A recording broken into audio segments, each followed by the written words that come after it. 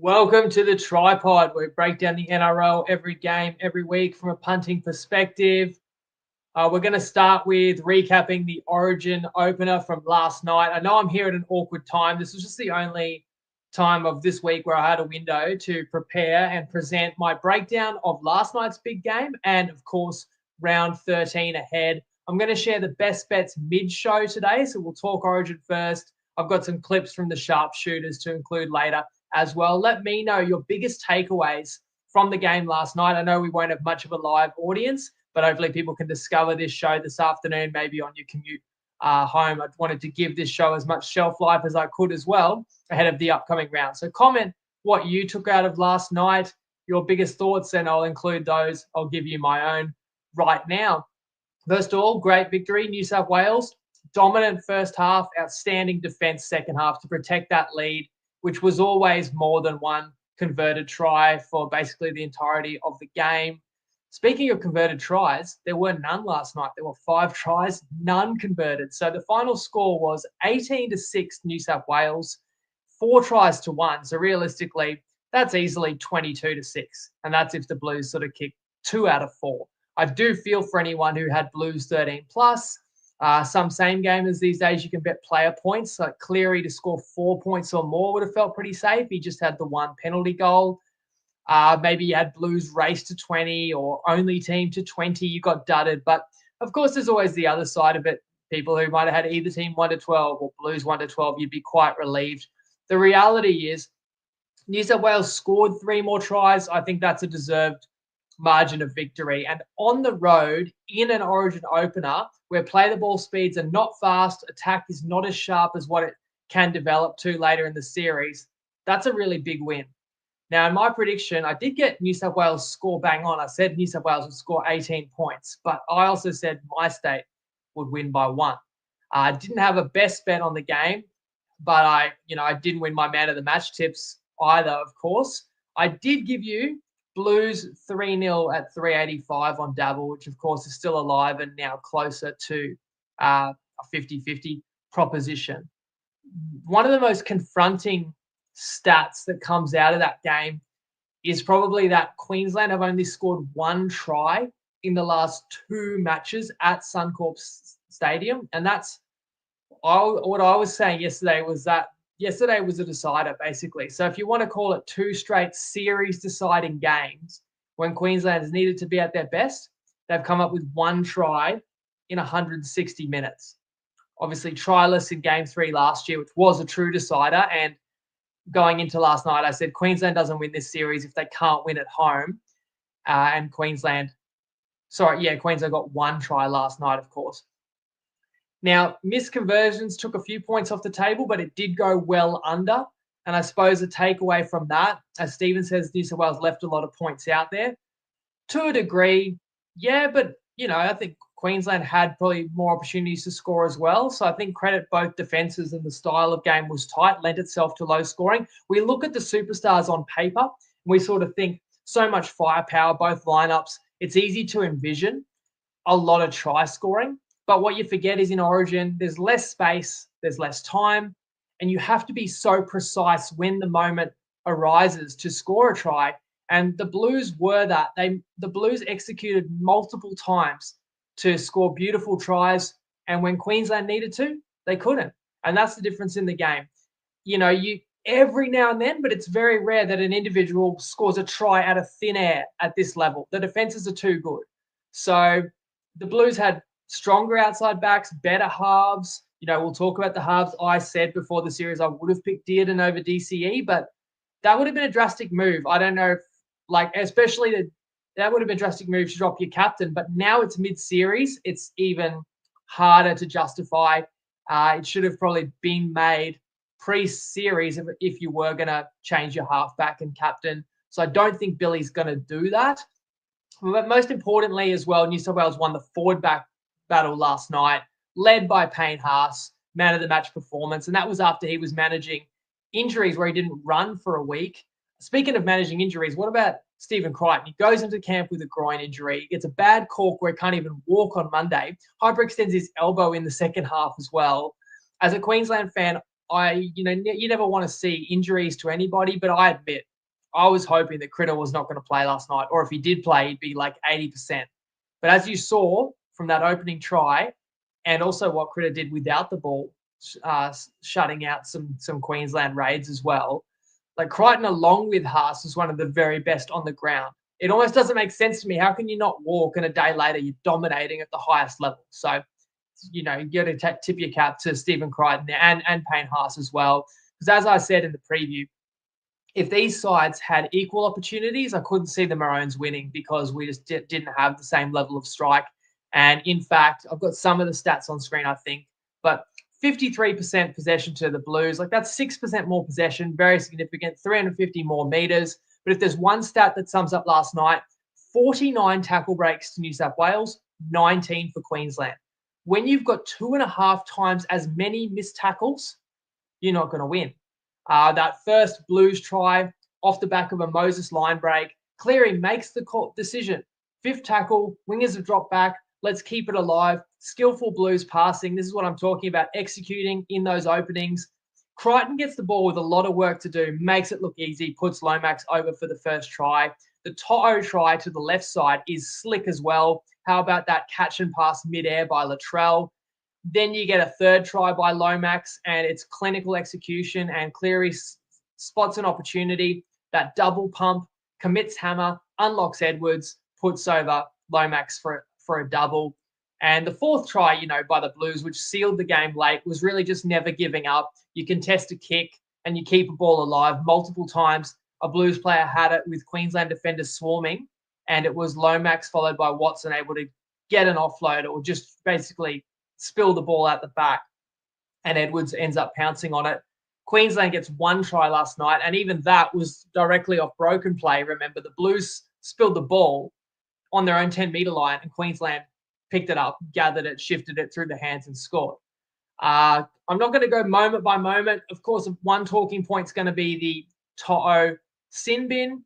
Now, I personally believe that should be a penalty try. I've explained that in the past. I just say, well, if you commit a rule infringement to stop a try, shouldn't that, and it's a penalty, shouldn't it be a penalty try? But I've said that for multiple examples, like high shots, shoulder charges, like mid-air tackles. But consistent with how the NRL rules it, they just give a sin bin and they say, oh, there's doubt, maybe they wouldn't have scored. But when there's a kick in behind and a player gets taken out, you also don't know if they would have scored. But that seems to be about the only circumstance they give a penalty try. So I'm not just saying this is a biased Queenslander. At the time, I would have loved 6 points. Queensland got 2 points and they got 10 minutes playing against 12. And Queensland did score 1 try in that period. That was their only try of the game. And look, like Undertaker's here. Welcome, mate. We've got a tip from the Undertaker coming up. He says the scoreline flattered Queensland. But again, it does a little bit because of the missed kicks. But I think this game also was close for a few minutes there. At 14-6, Queensland was attacking. And had they been able to breach New South Wales, it could have been a 2-point game, but that's not an excuse. Queensland were missing a moment of class. Where was their slick execution to score a try when they got those repeat sets on the Blues line? Because as I said, New South Wales put on multiple sharp tries last night. Queensland came up empty.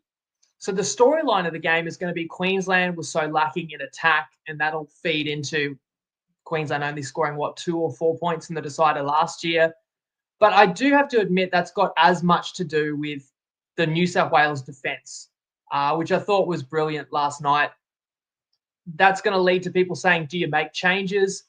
But honestly, there is nobody out there in the NRL at large that saves this Queensland team. Queensland has Ponga, Hammer, Munster, Grant, right? If Billy wanted to promote Dearden to start at 7, I just think you needed those reps from the beginning of camp, and you needed those reps in game 1. There could be different ways to deploy and utilize Dearden for sure. DCE is officially the oldest player in Origin history, right? This loss is not on Cherry, but it's not Cherry's fault that he's not on the same level as Cleary and Moses, and Queensland are at a disadvantage there. And I'd love someone like Sam Walker to not have got injured last year, but that's the way it goes. basically Queensland's 17 last night was not close enough to their own best, and you have to beat. Queensland had to play, 9 out of 10, 10 out of 10 to beat this stacked Blues side. So as Billy once said, even after a tough loss, we're still Queenslanders. We've sort of got to look within and get more out of the players that we've got. But it gets back to why I said you go Blues 3-0, even though I wasn't sure the Blues would win last night. You go Blues 3-0 because if the Blues win last night, if they're going to win in enemy territory where Queensland's more likely to get the favours, then it's only going to get tougher when you go to Perth and then you go to Sydney with a chance for a sweep if the Blues do clinch the series. If I look back, and I will read some of your comments, I appreciate they're coming through. If I evaluate myself and how I previewed the game, I didn't say bet on Queensland. I tipped Queensland 19-18, and I admitted there was a bit of wishful thinking there. I said Queensland would get the rub of the green. I don't think that was the case. But am I biased? Like, those penalties early really hurt Queensland. Now, a bit of lack of discipline, but there's a good legs tackle on Stephen Crichton. And he is bouncing up and down. He is so hard to handle. And he spills the ball, and there's a penalty for a leg pull. Well, it's a legs tackle. And that leads to the third try, which really did sort of crush Queensland there. But I don't want to whinge about refereeing because the Blues were clearly the better team. Don't get it twisted. In retrospect, look back at our preview. We all said the Blues are clearly the better lineup, but Queensland had home advantage. Queensland had a better coach. Queensland had a possible refereeing edge. Now, when you look back at it, I say to myself, if all the things I had in favour of the Maroons were not related to the Maroons team, it probably says a bit about the fact that we could see it was a bit of a mismatch. I backed New South Wales in all 3 games last year, and I'm wrong in game 1 last year, but there's a send-off. And then game 2 is a big win, so is game 3. I didn't back the Blues last night, but I will admit, I faced the music. I think that was a missed opportunity from a punting perspective by me, and that adds a little extra anguish to me on top of general misery that I'm feeling. As you know, I'm trying to stay unbiased from my evaluation of the games, but especially with no best bet on the line, I was cheering my state. And, people have hit me up saying I'm a bit salty. That, there's a little bit of salt. I won't lie. There's a bit of salt in this, but I'm trying to stay objective as well. If you backed the Blues or if you bleed blue, congratulations to you. You've got a lot to love about Laurie's squad. You took a massive step towards successive shields last night. Let's go to the comments. Nathan got robbed with a 1-12 Cleary man of the match. Was Cleary, probably those missed conversions hurt him there. It's hard to deny Haas. James says Blues 3-0 seems a safe bet now. Nathan says they scored off an offside tackle that led to a ball drop. Was that the Blues? James, no holes in the Blues defence. Nathan, Queensland didn't even look good when Toto was off, not getting around Critter or Latrell. Cleary and Moses barely missed a tackle. Absolutely agree with that. Undertaker scoreline flattered Queensland. Sam, talent levels are even, but New South Wales are more physical. Martin, Haas, Yo stitched it up. Queensland need more size, e.g. Fafita. But Fafita is injured as well. But yeah, a form Fafita, but you've got to go back a couple of years now to find that. So, look, I have to say Nane was one of the best on ground for Queensland last year. But for sure, I said in the preview, Queensland was lacking a damaging edge forward. As Jeremy says, Queensland need a more physical pack. James, how many times did Queensland strip the ball with no penalty? Well, I thought Queensland got penalised a couple of times on captain's challenge. Nathan says the Critter leg pull was BS, but, any state is going to find some gripes with the officiating. But I will also say, another thing, I'll give you another one. Queensland got 3 6-agains in the final 30 seconds of the first half when it was already first or second tackle and it was absolutely meaningless. So what's the point of the repeat 6-agains? Should there have been a penalty for repeat infringements there? Or else just give them the penalty and let them have a shot at goal. Now, in the end, Queensland actually did get that. But, on the stats, it looks like, both sides got penalties and 6-agains, but they were completely meaningless. But, again, refereeing didn't decide that, so I don't want to dwell on that. Someone says, you lost, accept it. It's not an easy pill to swallow. And I'm covering, little things that might have irked me or talking points. But, look, as I say, Blues better team, won it really well. And, the Blues can get better as well. So everyone's like, oh, well, no, not everyone, but some people who are Queensland believers will say, oh, Queensland's got a lot of improvement in them. Yeah, but you're going to have to improve a lot just to get close to New South Wales level. And then New South Wales are probably going to improve as well. So it will take almighty effort to win in Perth, but that's in 3 weeks from now. Last thing I'll say, if you're a podcast listener to the TryPod, I did a bonus audio only episode, 30 minutes. I released it on Tuesday because we had no show.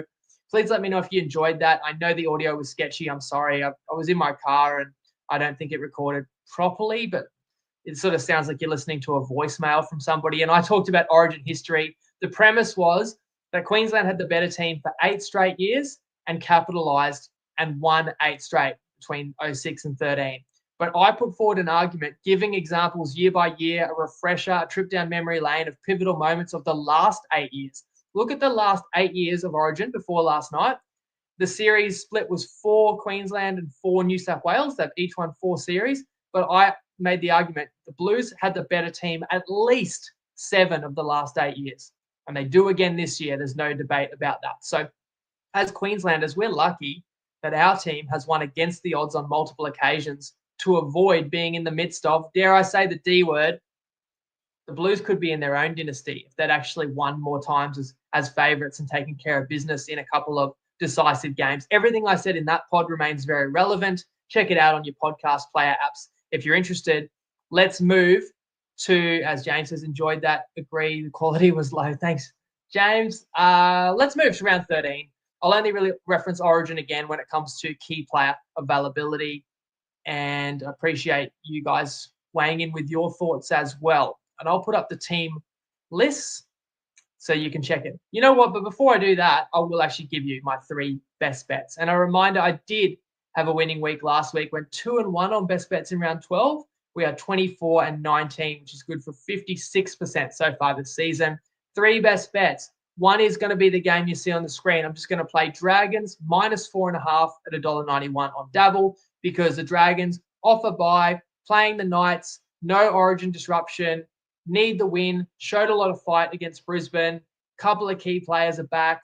Look, I think Ponga plays for the Knights, but I'm still just not that impressed by Newcastle, even though they did beat Penrith B team last week. I think the Dragons are going to win this by more than a converted try.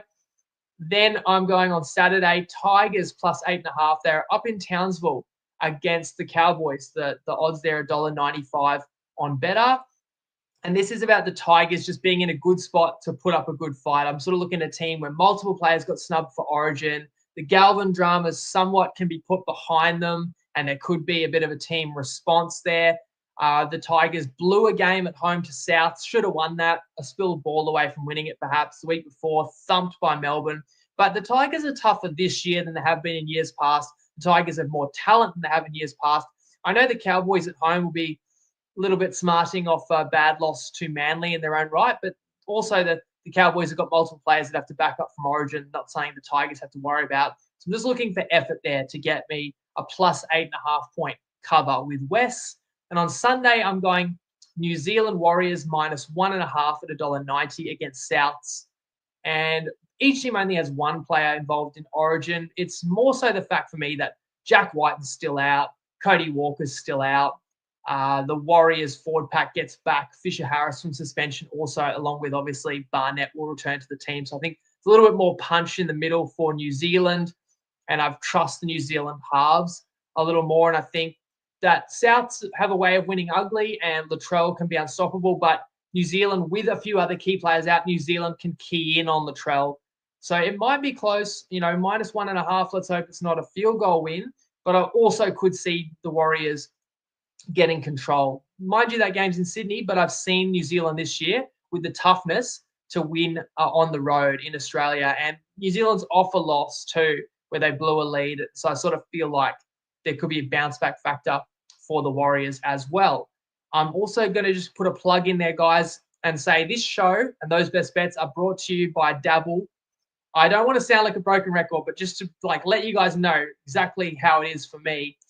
I've knocked back opportunities to make money through this show by promoting some bookies that I don't believe would be worthy of endorsing. I could easily monetize the show again if I partnered with some of the offers that are on the table. So that's how stubborn I am. I'd rather make no money, which causes a lot of angst and stress on my side, and keep doing this, than sell something to the community I don't stand behind.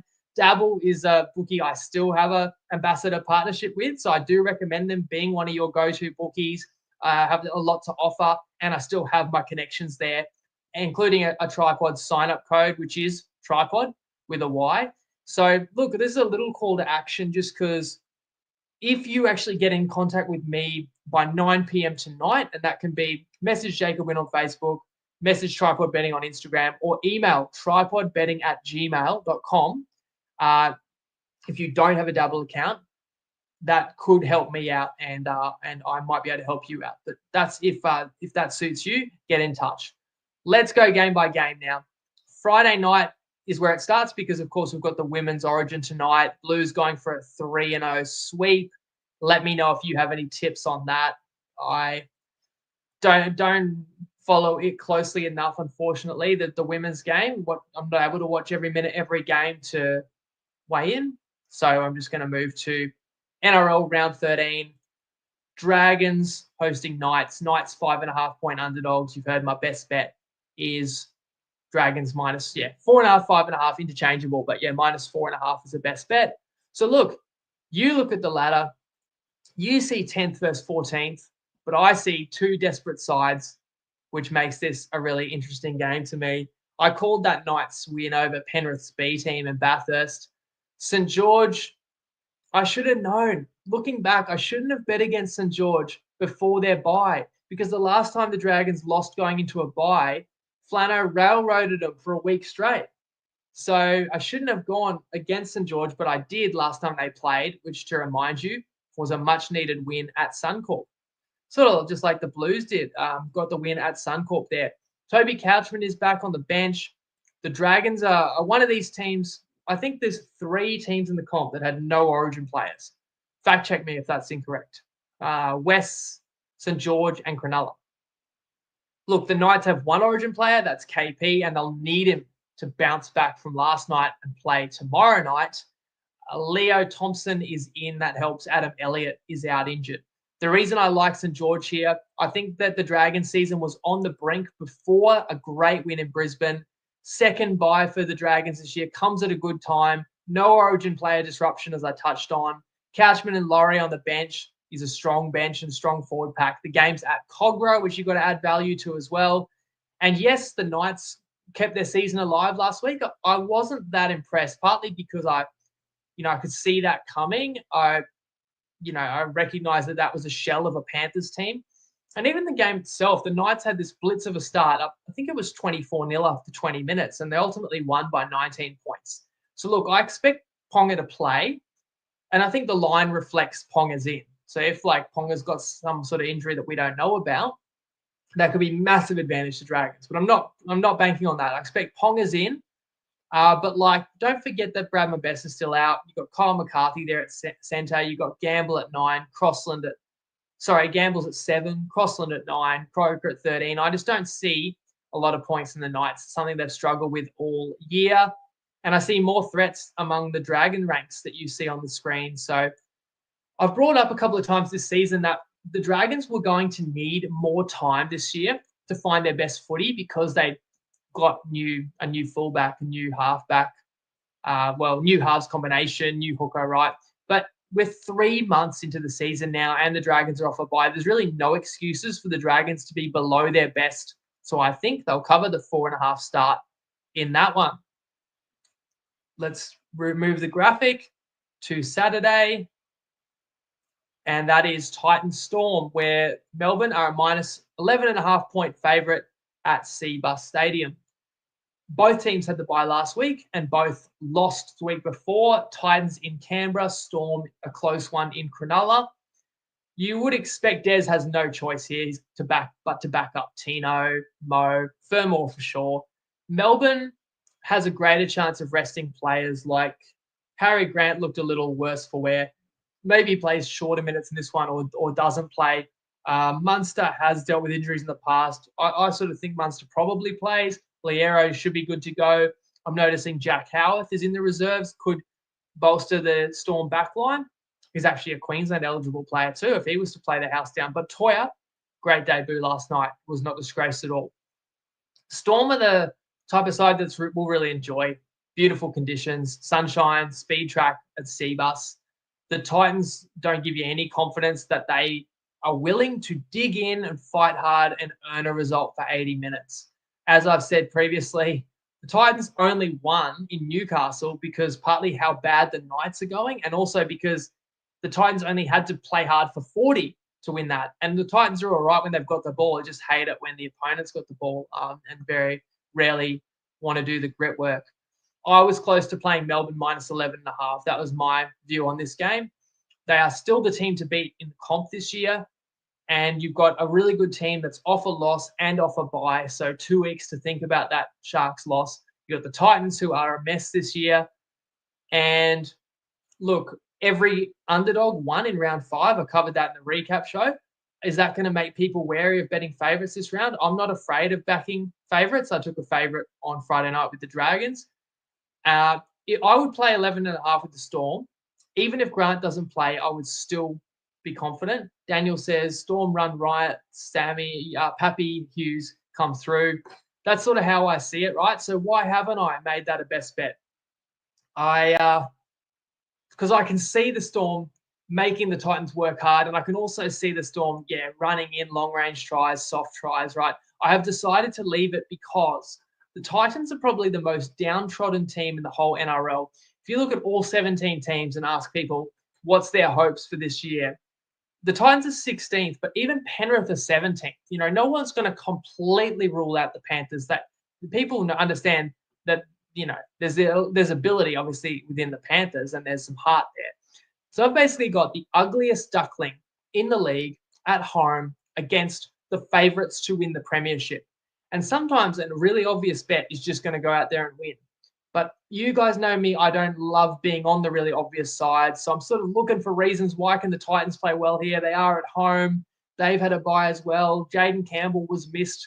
He's looked a bit ginger, but with 2 weeks to, after coming back from that injury, could be a bit closer to his best. Titans have got nothing to lose. It's a begrudging pass for me. And as James says, there is that risk that the Storm could rest players. I see it as a greater risk than the Titans because the Titans aren't playing the long game. They need to be close to their best just to avoid getting thumped here, whereas the Storm sort of don't want to be arrogant, but will have that sense that we can win without all of our best players. So if the best thing for them, the sports scientists say the best thing is, to sit a couple of guys out, they could do that.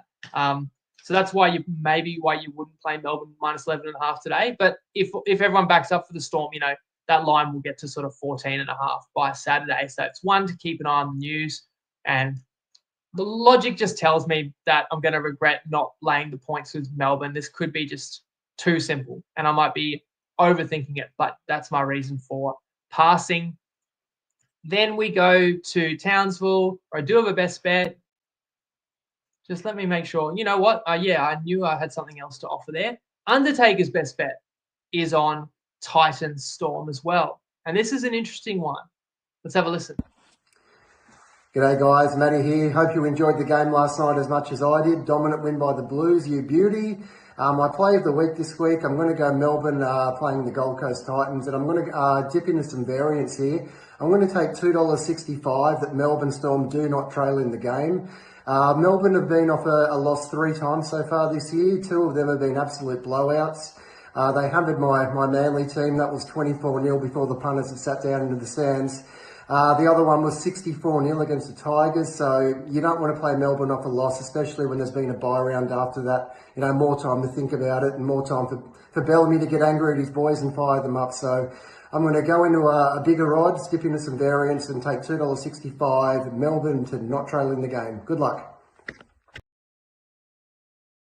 So that's a different style of playing a game. All right, so if you're saying Melbourne's never going to trail, obviously Matty is very confident that Melbourne's going to win. You probably want Melbourne to win by a decent margin. Obviously, if it's back and forth, that's no good. 265, nice plus odds. Of course, you can't concede the first points. You're dead straight away. If Melbourne scores first, you're instantly going to feel pretty comfortable because then, it might take 2 Titans scores, but it depends, of course. You score and you don't convert, you're up 4-0, you're still vulnerable.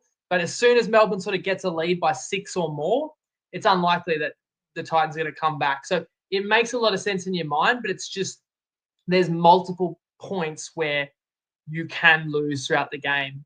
So we've seen teams go on momentum runs and score multiple tries in a row. So that's the risk you take. But we're tracking our sharpshooters unit record. So I respect that Undertaker, he's not just trying to find a safe win. He's gone $2.65 because he sees that as nice value to share out to you guys. And I've got a sharpshooter tip, and it's a special because Benny Howard is in on Cowboys Tigers. So don't let me forget to share that one. I've got the best bets, the 3 TryPod best bets up on the screen now. And this is one of them. I'm taking Tigers plus $8.5, $95 on BetR. They face the Cowboys. Dearden, Nanai, Cotter, Robson are all named to start. Murray Taulagi, it's worth reminding you all, is out.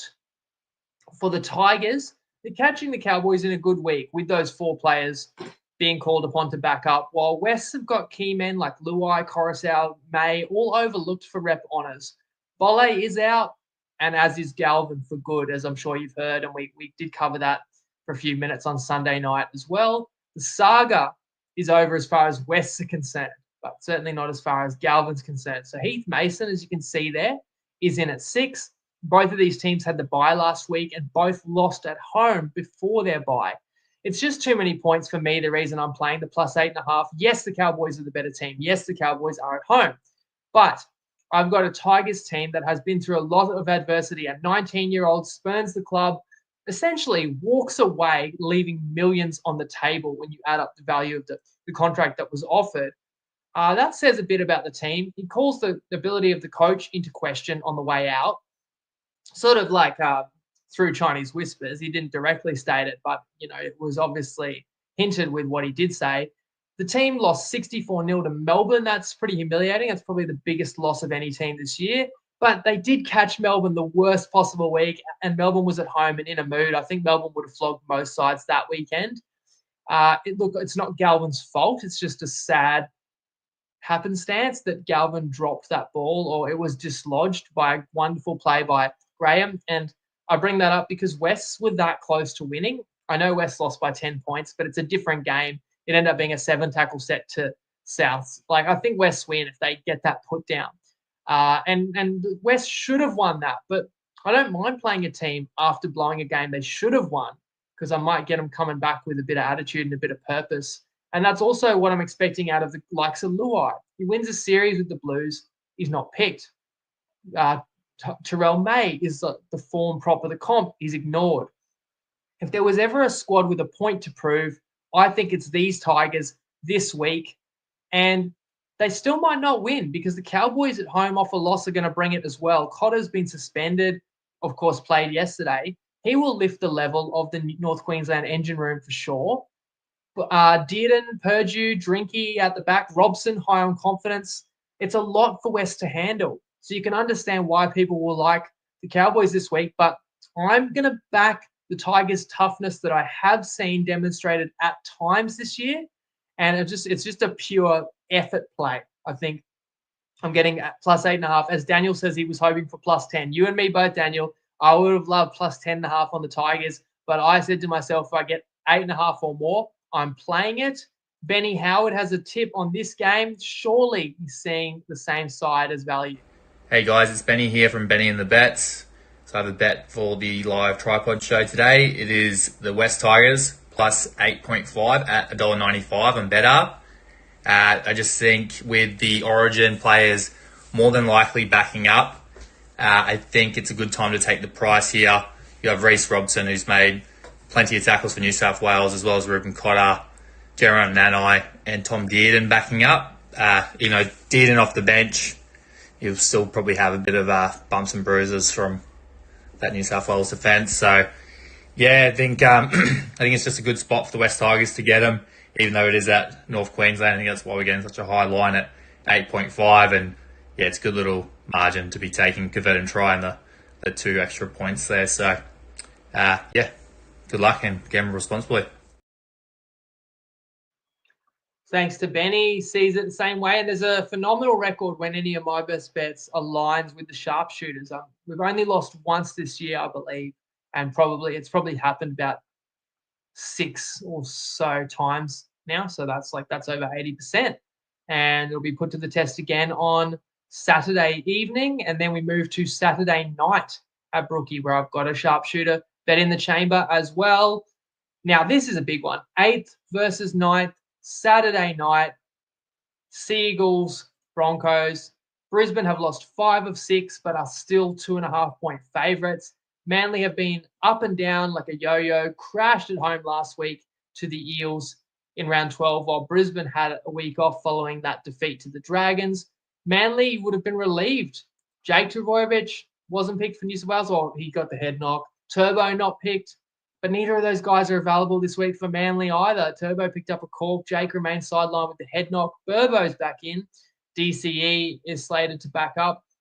Brisbane only had Carrigan and Haas, which usually, our Broncos side would be used to having more players in Origin, but they're two very important players. And Haas, on one hand, had the quad complaint. On the other hand, was man of the match. So what do you think? You think Madge is a kind of friendly bloke who'll say, oh, you've put in a massive shift, I'll give you the rest this week? Or do you think, more understandably, Madge is going to try and ride Haas for all he's worth, considering this is a massive game for Brisbane because the Drums are beating and they come into round 13 with a losing record, 5-6. I think that's right. Yeah, I believe 4 wins from the first 5 and then 5 losses from the next 6. The big news in terms of team lists, Jesse Arthurs is at fullback, as you can see on the screen. Cobbo to wing. Madge trying to make something happen. Ezra Mam, of course, has been back for 1 game now. Had some nice moments in that return against the Dragons. Partners Reno in the halves. First thing comes to mind for me is Brisbane's pretty lucky. This game loomed as a really challenging one against Manly at Brookie after Origin. But there's no Turbo, no Gerbo. Of course, Brisbane's not full strength. Ben Hunt, Reece Walsh are also out. I think I confessed this a couple of weeks ago. We're 24-19 on best bets, but I'm 0-5 in the last 5 Broncos games. If I was betting this one, because I'm not, but I would go Brisbane. I would lay the 2.5. Given the importance, the advantage you get from the bye, the fact that Manly's not a crash hot team or at full strength. But as I said, I'm seeing some of these Brisbane games wrong, evidently, and I'm lower on Manly than most people are. So I don't want to fade the Seagulls every week. And I do think Manly should be well up for this. I look at it like DCE versus Reynolds. That could decide this game, that duel alone, and how well they each kick. And these are both teams that have a lot of flaws as well. I think Brisbane's going to find a way to win, but I don't see Brisbane having an easy win at 4 Pines Park either. So that's why I'm leaving it alone. Let me know if you like a side in this one as I play the tip from Benny Williamson, who, by the way, started 0-4 as a sharpshooter, but has won 5 of his last 6 tips as well. Let's see who he's backing in this one. G'day, TryPod fam. As always, thanks to the lads for having me on. Last week, we were able to get another winner when Mortalo crashed over, bringing me back from an 0-4 start to 5 from 5. This week, we're going to hopefully keep the good times alive. I'm going to take Selwyn Cobbo. The right winger scored against Manly in 7 out of 10 games this season, but more recently, 5 out of the most recent 7. Right wingers have also scored from the Broncos in the last 3 games against the Eagles. Arthur's at fullback. Selwyn Cobbo shifts back to the right wing, where I think he is the best. I reckon he's going to get one. We can get him for $1.83 at Bet365. Best of luck. Let's see if we can wrangle another winner. Cheers, lads. So Cobbo shifted to the wing and in for a meat pie, according to Benny, who's in awesome form as far as our sharpshooters go. Because I think even the Padonis actually finally suffered a loss or a second loss on the weekend. So you could say Benny's as hot as any of our tipsters, and he's tipping some try scorers that are plus odds. Not this case, it's odds on with Selwyn, but still pretty juicy whether you play it as a single or construct a same game multi with Selwyn in there. A player who would have been in my Origin team too. No detraction from Toya, but I'm missing something. I don't know what Selwyn's doing wrong that Billy can't correct in his coaching that couldn't offer a little bit more to Queensland. So when you talk about changes, that would be one that I consider. But I am excited about the potential of Toya to get better as well. But it's still an interesting one that there's obviously sort of areas of Selwyn's game that Billy's not a big fan of. But I do see such a talented sort of raw athlete there too, who can get a job done for Brisbane. They need it. We move to Sunday.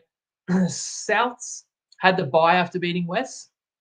And Bennett is showing us time and time again. Sorry, it's Rabbitohs Warriors, and the Warriors are 2.5-point favourites. But this year, Bennett he's getting the best out of not a great deal of personnel to work with. Like the Rabbitohs are losing key players nearly every second week and still getting results, sort of putting other clubs to shame who complain about not having enough continuity or injuries.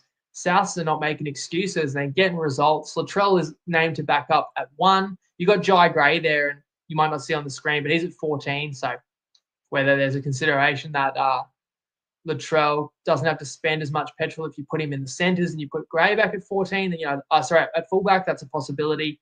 The Warriors had a hard-fought game in round 12, a top 4 clash at Mount Smart. They were overcome by Canberra, but the Warriors do welcome back Fisher Harris and Mitch Barnett. Leia Tower is out, but Berry gets brought in. This is 3rd versus 6th. No offense at all, but I don't see the Warriors as the 3rd best team, and I definitely don't see a Rabbitohs side with key injuries as the 6th best team in the comp. But these sides have earned it. They've played probably above their ability, which is a credit to them. But as I said at the top, still no Cody Walker, still no Jack White, is why I'm ultimately going New Zealand here, because I think the Warriors' defense can put a lot of pressure on Sullivan and Humphreys. Latrell's not going to be easy to stop, but you can sort of focus defensively in on bodies in front of Latrell. I give an edge to the New Zealand forward pack as well, and I sort of like the bench too. It's dynamic there. You can't see it on the screen, but like Halasima's moved back to the bench. Tamari Martin can be injected into the game. It's not going to shock me. Like, I'm not shocked when a best bet loses because I'm just trying to find something that wins 60% of the time. But Souths could win this ugly. They could. But if it's close, we could still easily cover -1.5 with New Zealand. And I also can see a game where if the Warriors get control, they could smother Souths and win more comfortably too. So -1.5, $1.90 better is my play there. Move to later on Sunday. If I didn't mention, only 7 games this week. Of course, no Thursday game and just the sole Friday game, and then 2 triple headers we get. So the middle game on Sunday, the Channel 9 game, is Panthers-Eels. The Panthers lost last week, and the line is Panthers -4.5. So that's despite the fact that the Panthers lost last week to the Knights, but you've got 5 Origin players who were out last week. I think probably 4 of them will be in for this one. I've heard To'o could be in some doubt. Liam Henry is suspended, but Sorensen served his own suspension and returns. You got Moses and Lomax, who both had big outings last night, didn't they? Brimming with confidence. They'll return for the Eels. Here's the thing about the Eels, who have been completely written off by everybody. The Eels have 4 wins. Okay, I think the Eels sit like 15. The Cowboys have 4 wins and sit 7th. Like, the comp is that close that the season is far from over for Parramatta. This is a winnable game. We touched on that on Sunday night. Virtually every team in the comp still has a pulse right now. And that includes Penrith, who, look, I don't think they're going to play finals footy this year from a probability standpoint, but we all know what the Panthers are still capable of. And it's very hard to see the loser of this game recovering and going on to make finals. But whoever wins this game, you're going to talk yourself into it. Like, there's still a lot of footy to be played this year. And the ability of both these sides, when they're at their best, they're both top 8 caliber. Obviously, I don't need to tell you that about the Panthers. I lean Para in this one with the 4.5 start because I do see the strides being made. And we talked about how bad the Para attack was earlier in the year, but they scored 30 points on the weekend, and that was without Moses and Lomax. And the defense is the difference that I think can keep Parramatta in this one because I think strides have been made. If you're backing Penrith, you're going to say they've got the heart of a champion. It's an absolute must-win. Maybe that Blues energy can fuel Cleary and co. Coming in as short favourites. I think that short favoritism for Penrith is justified despite the fact they sit 17th because with the Origin players back, they are still so dangerous.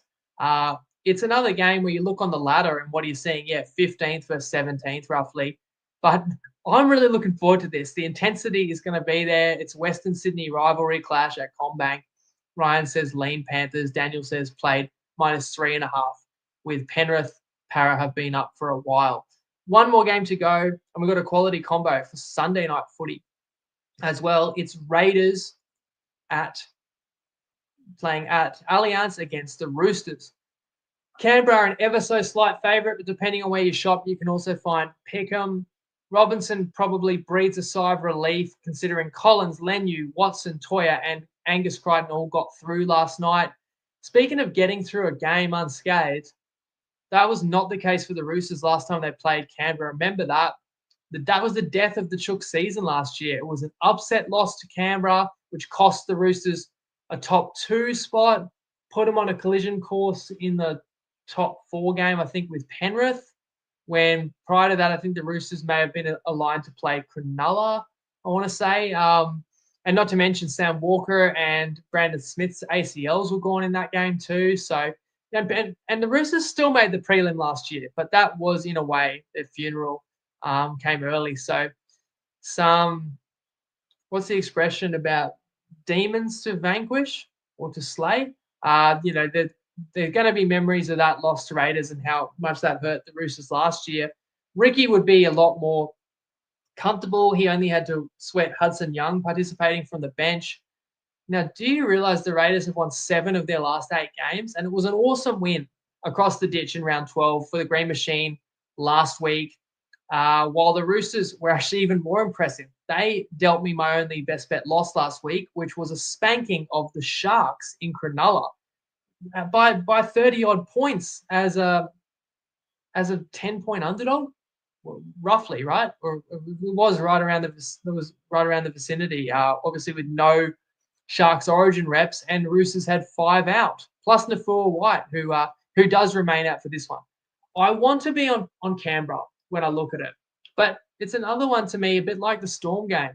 It feels a bit obvious. You tell me in the comments, are you backing the Roosters or the Raiders here? It's basically pick 'em.